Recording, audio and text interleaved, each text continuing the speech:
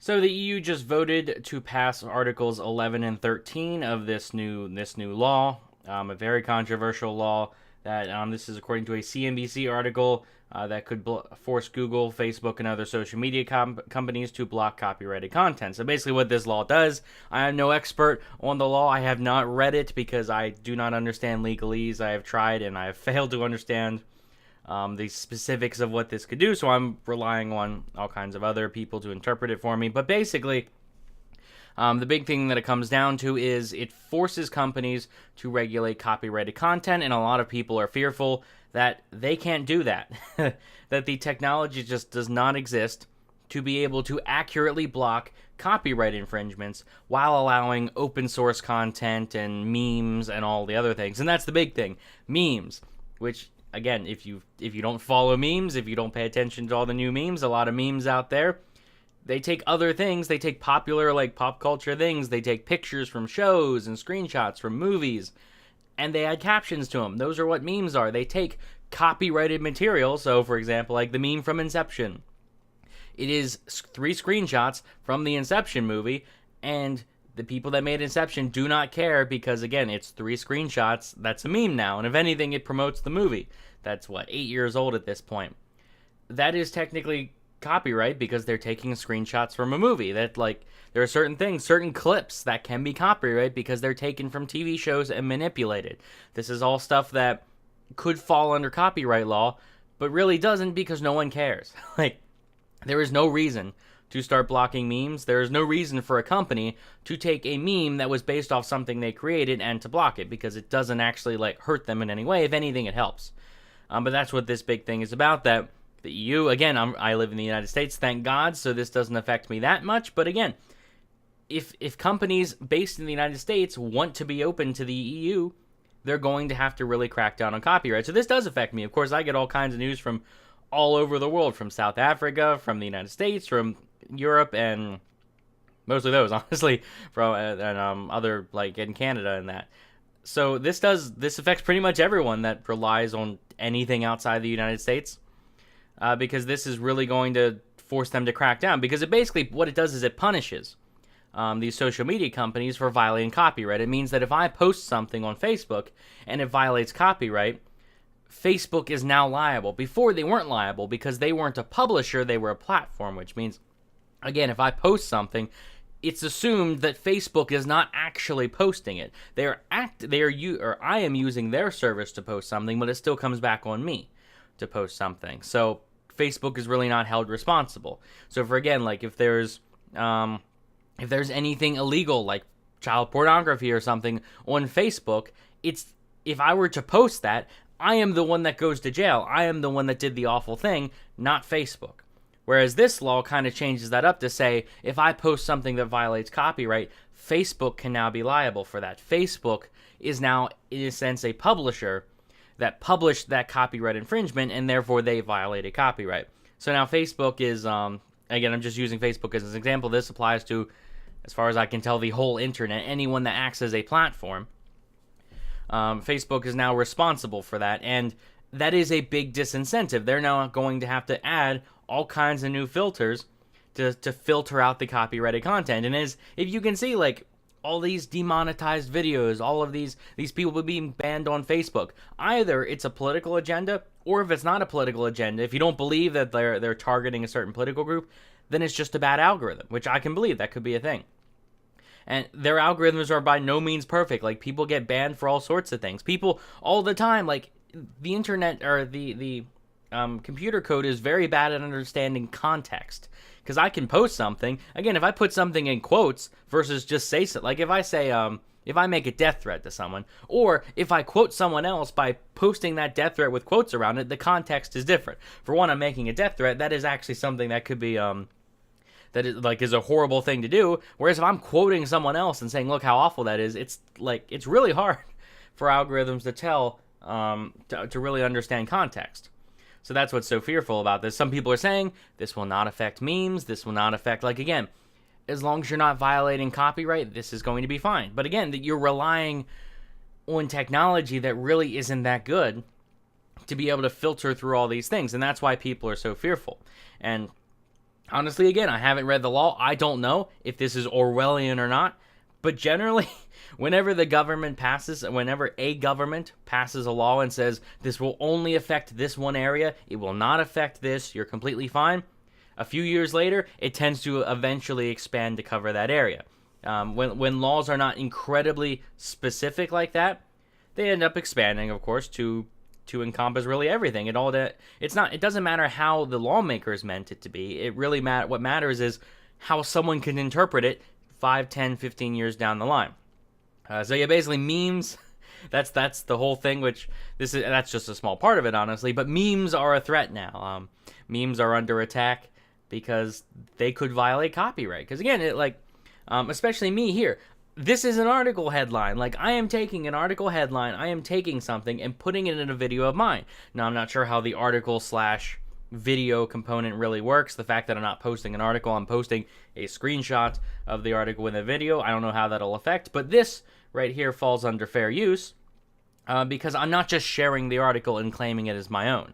I am saying this is from CNBC. The CNBC logo is at the bottom there. I am commentating on it, so I am adding something to it. I am taking an article and making it into a video by adding my own commentary, so that does not fall under copyright infringement. But that's something that it's so hard for algorithms to be able to understand, to really interpret. And that's why, like, YouTube has something, like, it's really bad with YouTube of claiming copyrighted content. Like, if someone makes a video, there are all kinds of videos like this where someone makes a video, someone else will commentate on that video, will either debunk it or critique it, and what they'll do is they'll do kind of what I have here. They'll put the video in this box here where my screen is shared, they'll play a clip, they'll pause it, they'll commentate, they'll continue playing it, and so on. They are playing material that, like, is in a sense copyrighted, but it falls under fair use because they're critiquing. It's a dialogue. But these algorithms are notoriously awful at being able to pick up on that, on what's really fair use and what isn't, and it generally requires a manual review to go back and look. But just looking at the CNBC article, lawmakers will vote on the EU's new copyright directive. This is, again, published 12 hours ago. Since then, they have voted, and it has been passed, which could force digital platforms to use filtering systems to block copyrighted content. Two particular parts of the law, Articles 11 and 13, have drawn intense criticism from activists and high-profile voices in the tech industry. Media figures, including Paul McCartney, have backed the law, arguing it will protect artists' intellectual property. If passed, the law could force the likes of Google's YouTube and Facebook to rethink their model, which relies on user-generated content. So think about a good example of why people would support this law is think of like how basically I can just search on YouTube for any song I want, and it's probably there. All kinds of songs which shouldn't be on there, which would violate copyright, are on there. And really, it's so hard. Like, there are some shows, there are some videos where people upload stuff, and it's generally gone within 12 hours, 24 hours. They're good at that, but there's so many people uploading all kinds of stuff that I can find whatever song I want on YouTube, and I won't pay for it. That's generally what these people are saying is, if we pass this law, YouTube has a much bigger incentive to crack down on that because they are the ones are violating copyright law and thus are subject to fines and fees and all that and punishment if there's a video on their platform that violates copyright law. That's essentially what this does. But of course, again, where does it end? Where does it expand? It keeps it, like, there's no way that this can really be cracked down and aimed at what it's meant to be without expanding to other areas that just ruin everything. Because there's so many things, again, open source content. There's so many great things posted out there where they technically violate copyright, but nobody cares because it doesn't hurt anyone. Like a big example, when the whole like let's play video game, people playing video games on YouTube thing popped up, maybe 10 years ago now.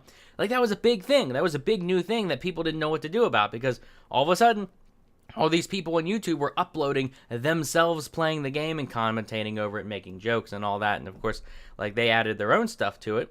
But people were freaking out because all these game companies are like, well, if we put out this great new game, and Nintendo is still very harsh on this, I believe. Like, Nintendo cracks down hard, but nowadays most companies, if anything, do the opposite. They encourage it. But yeah, back then, game companies were freaking out saying, well, I mean, we just spent all this time and effort making a game, and we want people to buy it. Now, instead of people buying it, they're just going to look it up on YouTube and watch a playthrough. They're not going to buy the game and play it. They're just going to look it up on the internet, and that's going to cost us a lot of money because, again, like the biggest YouTuber, PewDiePie's #1 on YouTube. I don't think he does game stuff anymore. But he used to, like, that's how his channel got big. So you figure these are gigantic channels that are doing, that are like recording the gameplay of the video as a video and posting it on YouTube, which obviously violates copyright. Now, there's a whole thing with fair use because they're the ones playing it, so they're adding commentary. But generally, it does violate copyright. Like, companies will crack down. Companies used to, like Rockstar Games is one, would crack down and say, you cannot play this because we are losing money. Well, that turned out to be totally wrong. The whole theory was, if people watch gameplay, they won't play the game. That was the whole theory, and it turned out to be like absolutely 100% completely false. Like, the opposite is true. Now game companies are like, please play our game. Like, game companies will be like, we're coming out with a game. Here, all you big YouTubers will email you personally. Please play the game. Please do it. Like, a week before it comes out, please do it. Because what happens is people see the game that they have never heard of before. They might hear a little bit about, but they see someone playing a game, they enjoy the game, they think, I would like to play that, and then they go out and buy it. And this has especially been big for the very small content creators, or the very small game developers, like the people that, like one guy that makes a game that doesn't have money to spend on advertising it and stuff.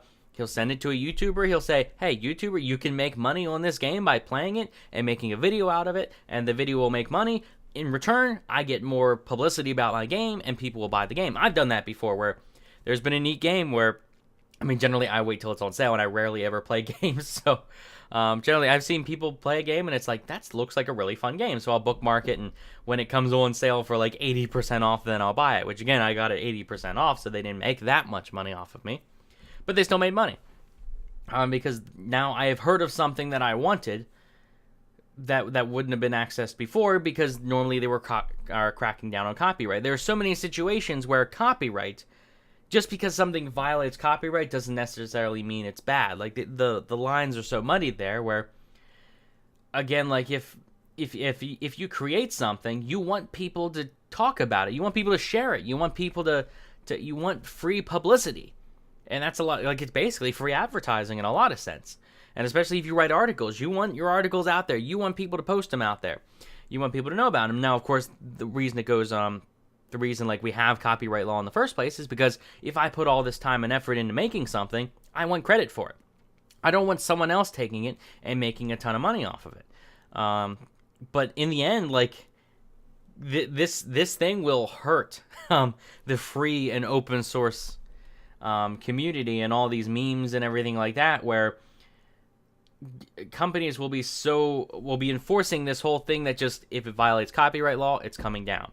And that is bad. That is not what we want. Really, I like the system where if something violates copyright, it is up to that person, or it is up to someone to manually review it and say, okay, does this violate copyright law? Because, again, just because something violates the copyright law, doesn't necessarily mean it's actually hurting the person that created it.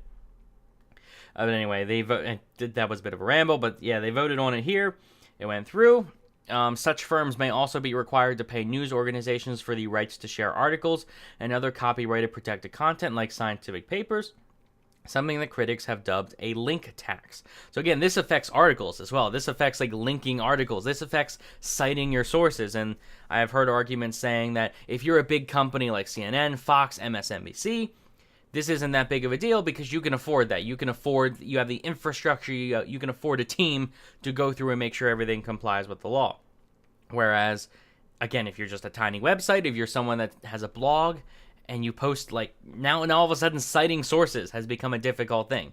Citing, again, like if you cite a block quote, like, it all depends on how the filters are able to differentiate between someone that is actually infringing on copyright and someone that's just citing their source or posting it or sharing it around.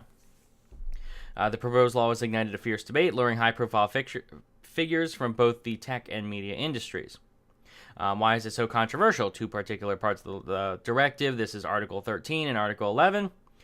Article 13 calls for appropriate and proportionate measures to prevent user-generated content that infringes a rights holder's copyright. This part of the law has come under heavy criticisms over concerns that tech giants could end up using automated content filtering, which is what they'll basically do. That's the only option they have. The law states that effective content recognition systems should be put in place by digital companies to prevent copyrighted materials from being distributed on their platforms. And again, like, if you are a tech company and you are going to be liable for copyright infringement, it is much better to go way hard and overdo it and take down some things that wouldn't really violate copyright, but you're doing it just to be safe. Like, again, a meme, something that nobody in their right mind would say, that violates copyright, take it down. But if you're a company and you have money on the line here, that is a huge incentive for you to go overboard and just to be safe. We're not talking like they want to crack down on everything, but it's down to if something could copyright or violate copyright, they want to take it down because it's not worth the risk.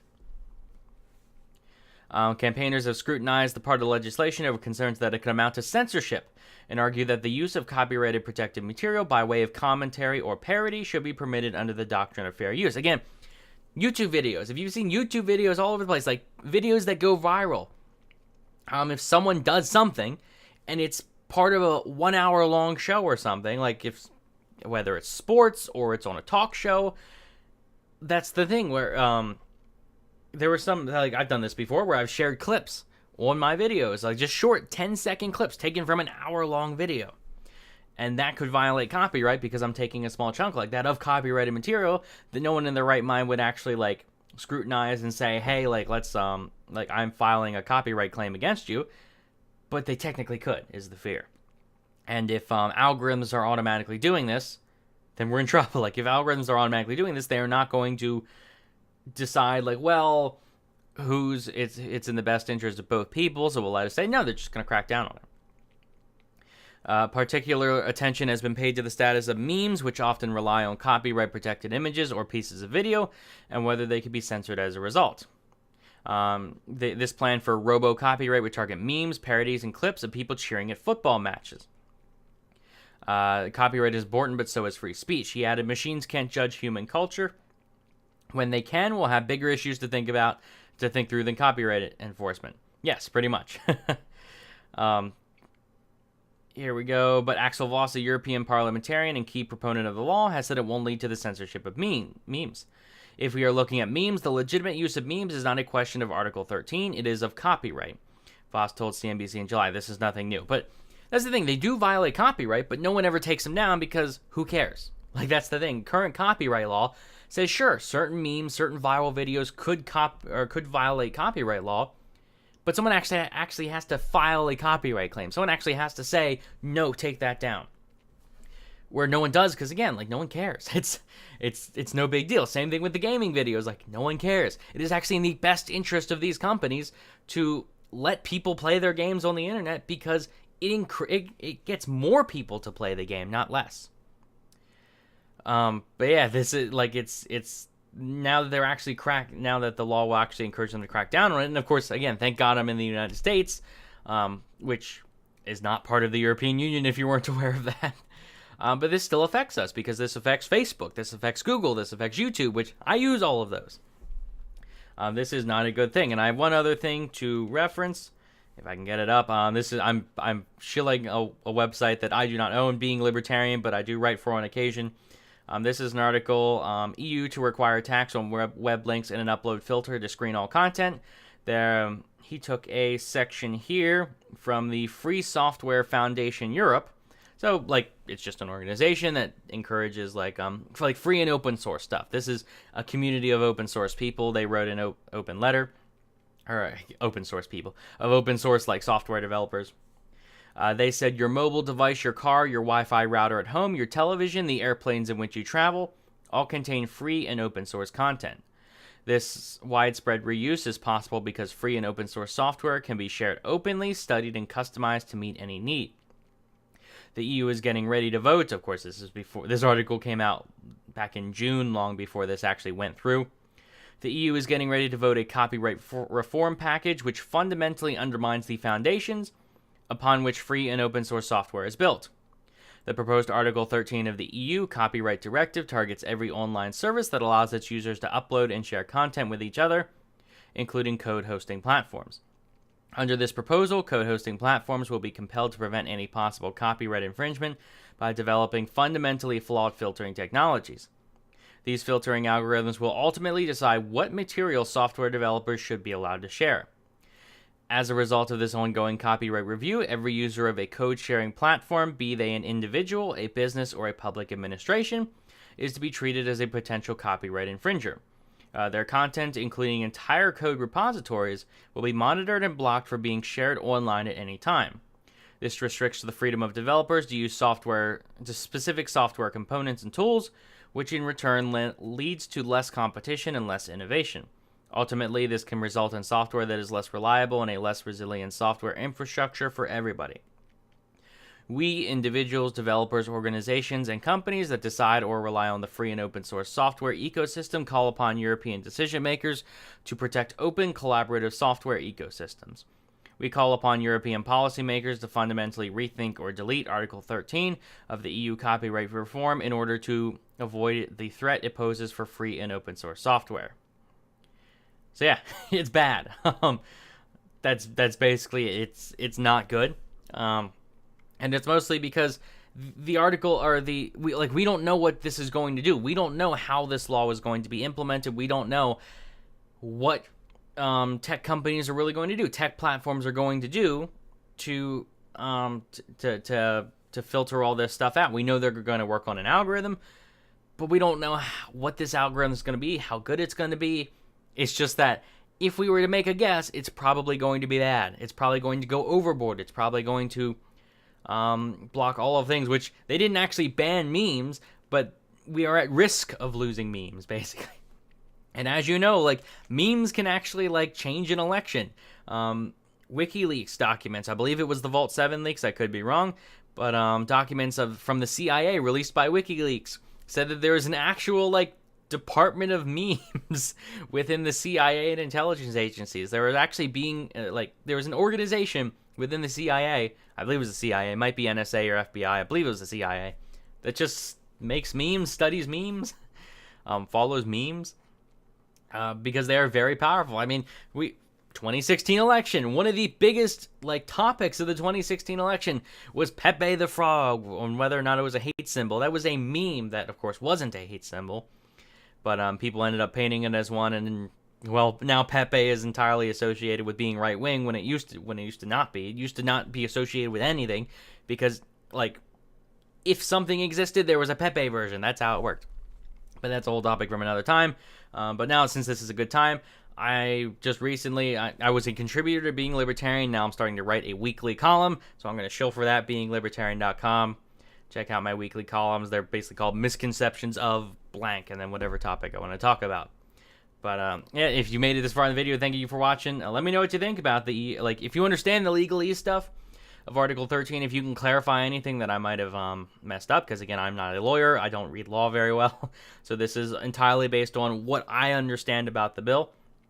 If there's any clarifications, let me know, and let everyone else know in the comments section. Like the video if you enjoyed, subscribe for more, and thanks for watching.